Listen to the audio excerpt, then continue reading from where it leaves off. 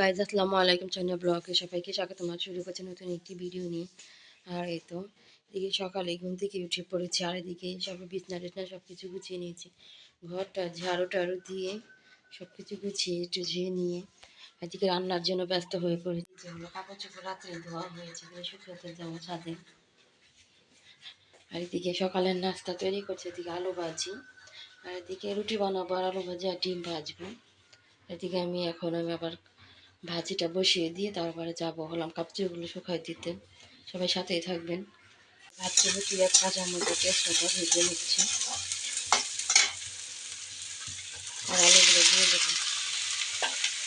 আর এতে ভাজির মধ্যে একটু হলুদ আর লবণ আর হলাম আদা জিরা বাটা দিয়ে দিলাম।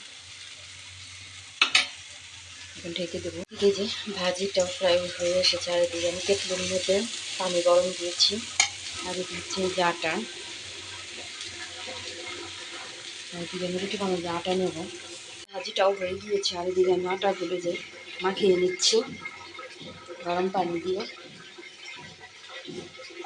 ভাজিটা আলাদা পাত্রে রাখলাম, আমি রুটিগুলো ছেঁকে নিচ্ছি। আর এদিকে এই তো রুটিগুলো বানাচ্ছে, এদিকে গোল করে রেখেছি, আর এদিকে যে রুটিগুলো আমি ছেঁকে নিচ্ছি।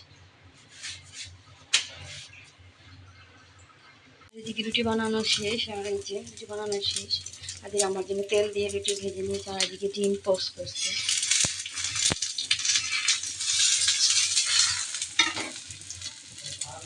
আর এদিকে ডিম পোস্ট করছে।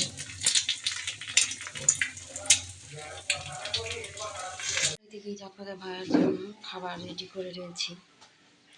সকালে আলু ভাজি, ডিম ভাজা আর হচ্ছে রুটি।